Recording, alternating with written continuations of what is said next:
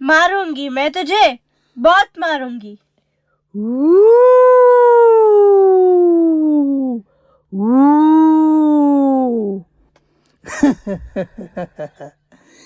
ये शर्ट के नीचे भी कुछ पहना है कि नहीं? दिखाऊं? छी, गंदा कहीं का। और ये नाटक क्यों करता है? मैनू मजा आता है। और ये छीपर से मैं तेनू बाद में एक जोक कहवांगा।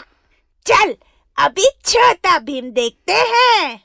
रिया, तुम्हें याद है ना और कितने मिनट तुम्हें मोबाइल देखना है? हाँ दद्दू, अभी 10 मिनट और है, फिर मैं खुद बंद कर दूंगी। ठीक है बेटा, मेरा घूमने का समय हो गया है, मैं बगीचे में जा रहा हूँ।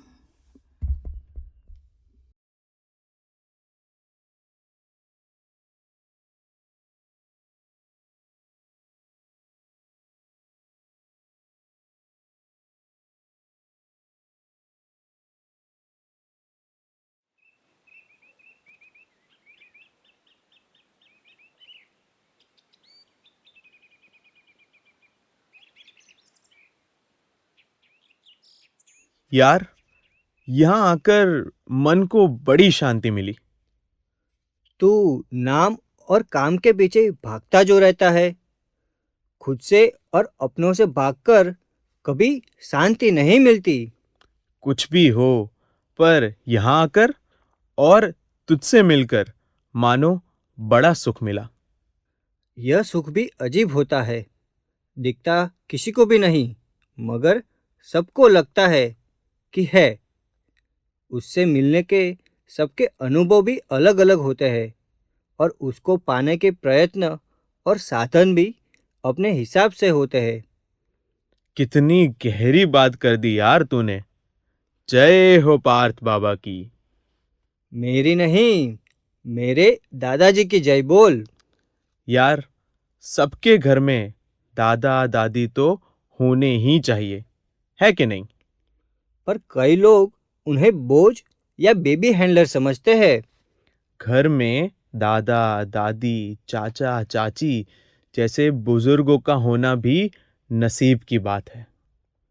पर स्वतंत्रता के पागलपन में आज के माता पिता यह भूल जाते हैं कि बच्चों की सुरक्षा, सुंदर बचपन और अच्छे संस्कार में दादा दादी और नाना नानी का कितना योगदान होता है। सही कहा तूने। मैं मेरा अनुभव बताता हूँ। कॉलेज में प्रवेश पाते ही दोस्तों के प्रभाव में आकर मैंने भी मम्मी पापा से मोटरसाइकिल की मांग की। फिर दादाजी ने मुझसे मोटरसाइकिल पाने का कारण पूछा, जिसका मेरे पास कोई जवाब नहीं था। फिर दादाजी ने यह कारण मुझे दोस्तों से पूछने को कहा। फिर दोस्तों ने कहा, मोटरसाइकिल से मेरा स्टेटस बढ़ेगा। एक ने तो गाकर कहा, घूमेंगे फिरेंगे नाचेंगे गाएंगे और क्या। तो क्या मोटरसाइकिल मिली? अरे नहीं, मोटरसाइकिल तो नहीं मिली, पर महंगी वाली साइकिल जरूर मिली। ऐसा करके दादाजी ने मुझे आवश्यकता और सुख का भेद समझा दिया।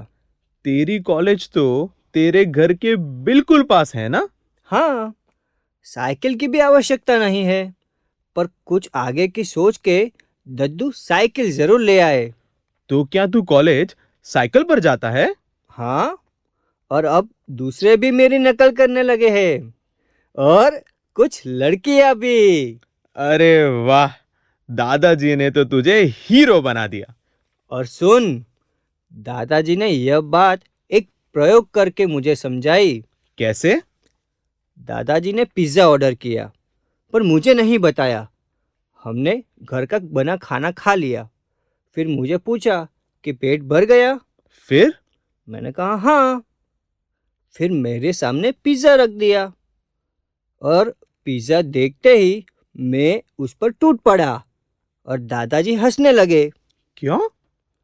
तभी दादाजी ने समझाया कि पहले जो मैंने खाना खाया वह मेरी शरीर की आवश्यकता थी और अब जो पिज़्ज़ा खा रहा हूँ वह मेरा इंद्रिय सुख है, जीभ का सुख है। फिर पूछा, क्या तुम्हें लगता है कि इस पिज़्ज़ा वाले सुख की तुम्हें कोई आवश्यकता थी? यार, तेरे दादाजी भी कमाल के हैं। नमस्ते दादाजी। खुश रहो। आप दोनों बैठो, मैं पम्मी आंटी का कुछ सामान लेकर आता हूँ।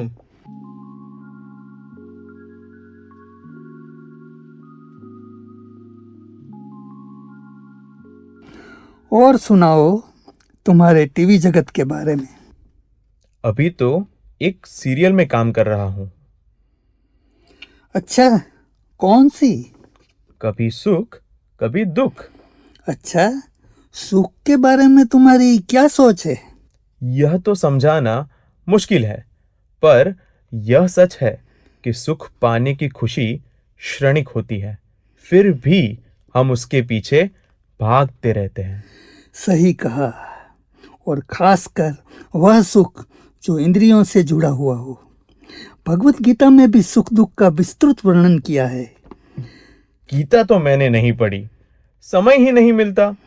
आजकल समय ही कहाँ है हमारे पास। दादाजी, बस सुख के पीछे भागो। इस विषय पर भगवत गीता में क्या कहा है? भगवान श्री कृष्ण कहते हैं, इदम अद्य मया लब्धम इदम प्राप्य से मनोरथम इदम अस्ति दमपि में भविष्यति पुनर्धनम। मैं समझा नहीं। समझाता हूँ। मनुष्य सोचता है आज मैंने ये पा लिया तो कल ये प्राप्त करूँगा, आज इतना धन कमा लिया कल इससे अधिक कमाऊँगा, ये करूँगा वो करूँगा। उसके सुख की लालसा कभी खत्म ही नहीं होती। हाँ दादाजी, और इस सुख की पूर्ति के लिए कभी कभी लोग टेढ़े मेढ़े रास्ते भी अपनाते हैं। भौतिक सुख की लालसा हमें अंधा, बहरा और विचार शून्य बना देती है। अब समझ में आ रहा है। शुरू में अमृत जैसे लगने वाले सभी भौतिक सुख बाद में जहर की तरह असर क्यों देते हैं। मेरी ही बात कर लो। मतलब? मैं भी उसी श्रेणी से हूँ। मेरे पास गाड़ी, बंगला, पैसा, नाम सब कुछ है, आवश्यकता से भी अधिक है, फिर भी मुझे लगता है कि मैं खुश नहीं हूं। चलो, इतना तो आत्ममंथन किया तुमने। और यह भी समझ में आ रहा है कि सच्चे सुख के लिए धन और प्रतिष्ठा की मेरी इस दौड़ को मुझे कहीं ना कहीं तो रोकना ही होगा। थैंक यू दादाजी। अरे नहीं बेटा। अच्छा सुनो, तुम पार्थ का इंतजार करो, मैं चलता हूँ। मैं भी निकलता हूं, उससे फोन पर बात कर लूंगा।